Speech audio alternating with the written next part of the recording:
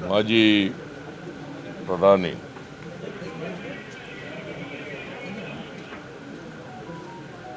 ಮನಮೋಹನ್ ಸಿಂಗ್ ಅವರು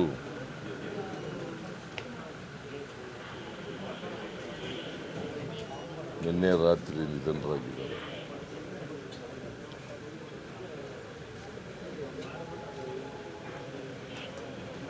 ಅವರಿಗೆ 92 ವರ್ಷಗಳಾಗಿತ್ತು.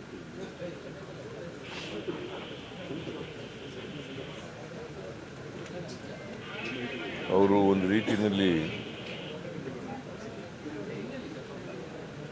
ಅವರ ಬದುಕನ್ನು ನೋಡಿದಾಗ ಕೇಳಿಸ್ತಾ ಇಲ್ವೇನ್ರಿ? ಹೌದಾ? ಅವರು ಒಂದು ರೀತಿ ಪವಾಡ ಆದ ರೀತಿಯಲ್ಲಿ ಅವರ ಬದುಕನ್ನು ನೋಡಲಿಕ್ಕೆ ಸಾಧ್ಯ.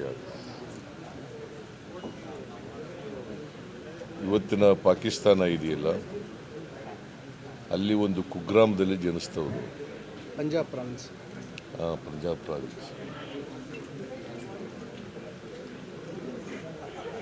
ಅಲ್ಲಿಂದ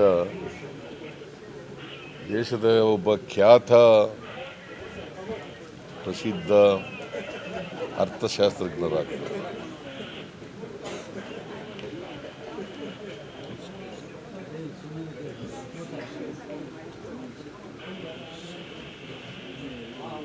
ಜಗತ್ತಿನಲ್ಲೇ ಒಬ್ಬರು ಶ್ರೇಷ್ಠ ಅರ್ಥಶಾಸ್ತ್ರಜ್ಞರು.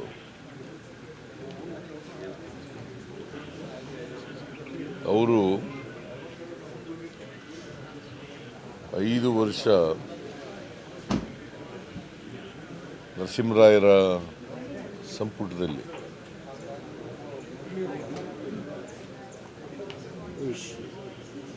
ಆರ್ಥಿಕ ಕಾರ್ಯದರ್ಶಿಗಳಾಗಿದ್ದರು.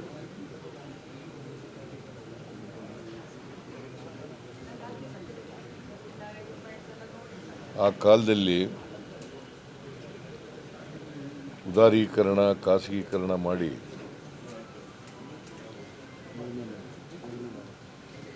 the Indian economy has been opened up.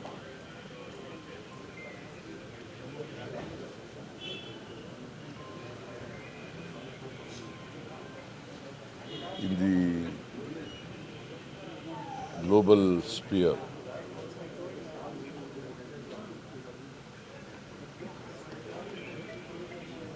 ಆ ಕಾರಣ ಅದು ಮಾಡದ್ರಿಂದ ಆರ್ಥಿಕ ಮುಗ್ಗಟ್ಟಿದೆಯಲ್ಲ, ದೇಶದಲ್ಲಿದ್ದಂಥ ಆರ್ಥಿಕ ಮುಗ್ಗಟ್ಟು ಅದು ನಿವಾರಣೆ ಆಯಿತು ಅಂತಕ್ಕಂಥದ್ದನ್ನು ಇವತ್ತು ನಾವೆಲ್ಲರೂ ಕೂಡ ಸ್ಮರಿಸ್ಕೋಬೇಕಾಗಿದೆ.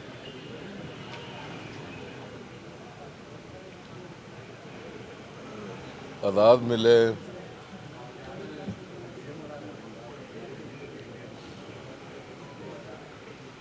2004ರಲ್ಲಿ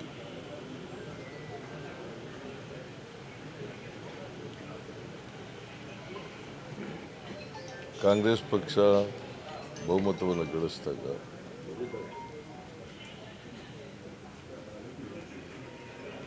ಶ್ರೀಮತಿ ಸೋನಿಯಾ ಗಾಂಧಿಯವರು ಪ್ರಧಾನಮಂತ್ರಿ ಆಗಲಿಕ್ಕೆ ನಿರಾಕರಣೆ ಮಾಡಿದಾಗ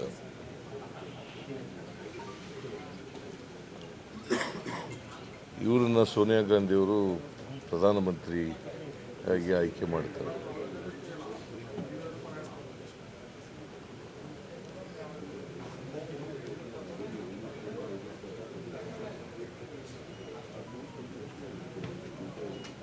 ಸುಮಾರು 10 ವರ್ಷಗಳ ಕಾಲ ಈ ದೇಶದ ಅಧಿಕಾರದ ಚುಕ್ಕಾಣಿಯನ್ನು ಹಿಡಿದು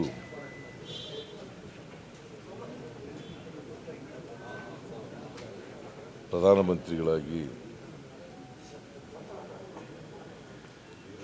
ಈ ದೇಶವನ್ನು ಆರ್ಥಿಕವಾಗಿ, ಸಾಮಾಜಿಕವಾಗಿ ಮೇಲಕ್ಕೆತ್ತಕ್ಕಂಥ ಕೆಲಸವನ್ನು ಮಾಡ್ತಾರೆ. ಬಹುಶಃ ದೇಶ ಕಂಡಂಥ ಪ್ರಾಮಾಣಿಕ ಪ್ರಧಾನಮಂತ್ರಿಗಳಲ್ಲಿ ಇವರು ಕೂಡ ಒಬ್ಬರು.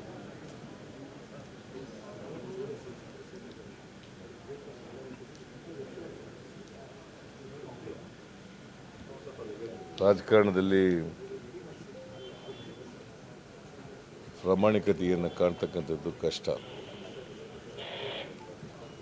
ಆದರೆ ಇವರು 10 ವರ್ಷಗಳ ಕಾಲ ಪ್ರಧಾನಮಂತ್ರಿ ಆಗಿದ್ದರೂ ಕೂಡ ಅತ್ಯಂತ ಪ್ರಾಮಾಣಿಕರಾಗಿ ಕೆಲಸ ಮಾಡಿದ್ದಾರೆ.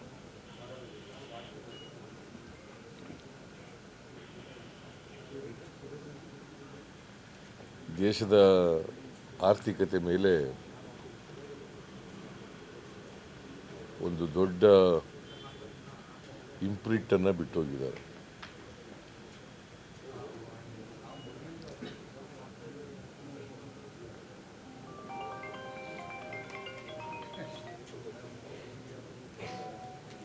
ಇವತ್ತು ಅವರ ಬದುಕು ಮತ್ತು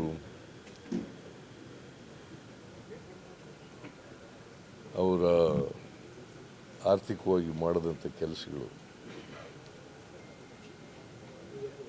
ನಮ್ಮೆಲ್ಲರಿಗೂ ಕೂಡ ಪ್ರೇರಣೆ ಮತ್ತು ಸ್ಫೂರ್ತಿ.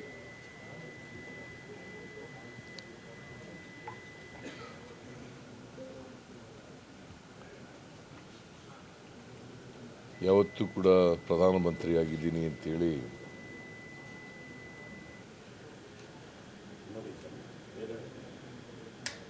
ಅವರು ಅಧಿಕಾರದ ಮದದಿಂದ ಇದ್ದವರಲ್ಲ. ಅತ್ಯಂತ ಸರಳ, ಸಂಭಾವಿತ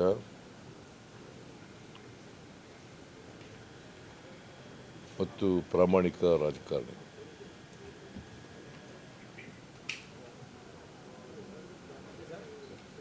ದಿ ಮೋಸ್ಟ್ ರೆಸ್ಪೆಕ್ಟೆಡ್ ಮ್ಯಾನ್.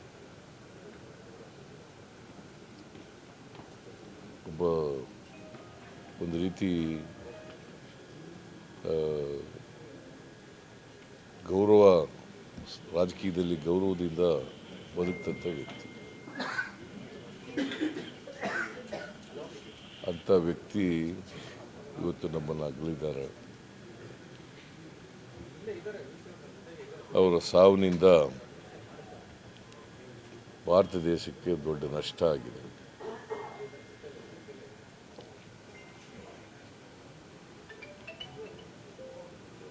ಅವರ ಸಾವಿನ ದುಃಖವನ್ನು ಭರಿಸ್ತಕ್ಕಂಥ ಶಕ್ತಿ ಕೊಡಲಿ ಅಂಥೇಳಿ ಅವರ ಕುಟುಂಬ ವರ್ಗದವರಿಗೆ ಪ್ರಾರ್ಥನೆ ಮಾಡ್ತೇನೆ. ಮತ್ತು ಅವರ ಎಲ್ಲ ಸ್ನೇಹಿತರು, ಅಭಿಮಾನಿಗಳು, ಅವರೆಲ್ಲರಿಗೂ ಕೂಡ ಸಾವಿನ ದುಃಖವನ್ನು ಭರಿಸ್ತಕ್ಕಂಥ ಶಕ್ತಿ ಕೊಡಲಿ ಅಂತೇಳಿ ಪ್ರಾರ್ಥನೆ.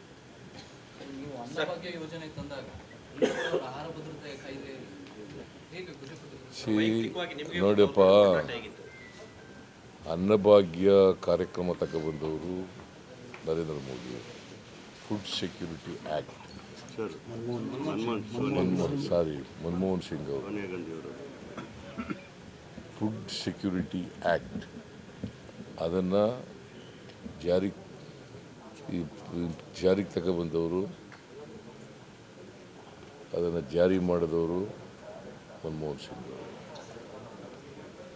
ಯಾಕಂತಂದರೆ ಈ ದೇಶದಲ್ಲಿ ಬಡತನ ಇದೆ.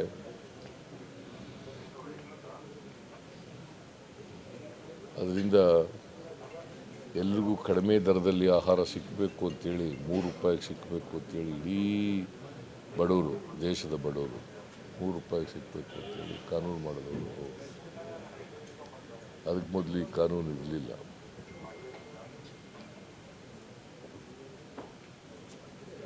ನಾವು ಅವರು ಕಾನೂನು ಮಾಡಿದ ಮೇಲೆ ನಾನು 1 ರೂಪಾಯಿಗೆ ಅಕ್ಕಿ ಕೊಡ್ತಕ್ಕಂಥ ಕಾನೂನನ್ನು ಮಾಡಿದ್ದೆ. ಬಡವರಿಗೆಲ್ಲ, BPL ಕಾರ್ಡ್ ಹೋಲ್ಡರ್ಸ್ಗೆ 1 ರೂಪಾಯಿಗೆ ಅಕ್ಕಿ ಕೊಡಬೇಕು. ಆಮೇಲೆ ಅದನ್ನು 1 ರೂಪಾಯಿನೂ ತೆಗೆದಾಕಿ ಫ್ರೀಯಾಗಿ ಕೊಡಬೇಕು 5 kg ಅಂತ ಮಾಡಿ, ಅದ ನಂತರ 7 kg ಕೊಡಬೇಕು ಅಂತ ಮಾಡಿದ್ರು. ಇವತ್ತು ಏನು ಮನಮೋಹನ್ ಸಿಂಗ್ರವರು, ನರೇಂದ್ರ ಮೋದಿಯವರು ಆಹಾರ ಕೊಡ್ತಾ ಇದ್ದಾರೆ, 5 kg ಅಕ್ಕಿಯನ್ನು ಕೊಡ್ತಾ ಇದ್ದಾರಲ್ಲ, ಅದು ಕೊಡಲಿಕ್ಕೆ ಕಾರಣಕರ್ತರು ಮನಮೋಹನ್ ಸಿಂಗ್. ನಾನು ಕೊಡಲಿಕ್ಕೆ ಕಾರಣಕರ್ತರು Manmohan Singh. Food security act ಇಲ್ಲದೆ ಕೊಡಲಿಕ್ಕೆ ಆಯ್ತು. ಸೊ ಅವರು ಈ ದೇಶದ ಬಡವರು, ನಿರುದ್ಯೋಗಿಗಳು ಅವರನ್ನು ಗಮನದಲ್ಲಿಟ್ಟುಕೊಂಡು ಅವರ 10 ವರ್ಷಗಳ ಅವಧಿಯಲ್ಲಿ ಕಾರ್ಯಕ್ರಮವನ್ನು ರೂಪಿಸಿದರು. ಸರ್, ನಿಮ್ಮ ಮತ್ತು ಅವರ ನಡುವಿನ ಒಡನಾಟ ಹೇಗಿತ್ತು ಸರ್? ವೈಯಕ್ತಿಕ ಒಡನಾಟ ಚೆನ್ನಾಗಿತ್ತು. ಅವರು ಪ್ರಧಾನಮಂತ್ರಿಯಾಗಿದ್ದಾಗ ಒಂದು 2-3 ಸಾರಿ ಭೇಟಿ ಮಾಡಿದ್ದೆ. ಆಮೇಲೆ ನಾನು ಮುಖ್ಯಮಂತ್ರಿ ಆದಾಗಲೂ ಕೂಡ ಅವರು ಪ್ರಧಾನಮಂತ್ರಿ ಆಗಿದ್ದರು. ಯಾಕಂದರೆ ನಾನು 2013ರಲ್ಲಿ ಮುಖ್ಯಮಂತ್ರಿ ಆದೆ. ಅವರು 2014ರವರೆಗೂ ಪ್ರಧಾನಮಂತ್ರಿ ಆಗಿದ್ದರು. ಅವರು 2004ರಲ್ಲಿ ಪ್ರಧಾನಮಂತ್ರಿ ಆಗಿದ್ದರು. ಆಮೇಲೆ ಪ್ರಧಾನಮಂತ್ರಿ ಸ್ಥಾನ ಹೋದ ಮೇಲೂ ಕೂಡ ನಾನು ಬೆಂಗಳೂರಿಗೆ ಕರೆಸಿದ್ದೆ ಅವರಿಗೆ. ಬೆಂಗಳೂರಿನಲ್ಲಿ ಕರ್ನಾಟಕದ ಆರ್ಥಿಕತೆ ಬಗ್ಗೆ ಮಾತಾಡಿದ್ವಿ.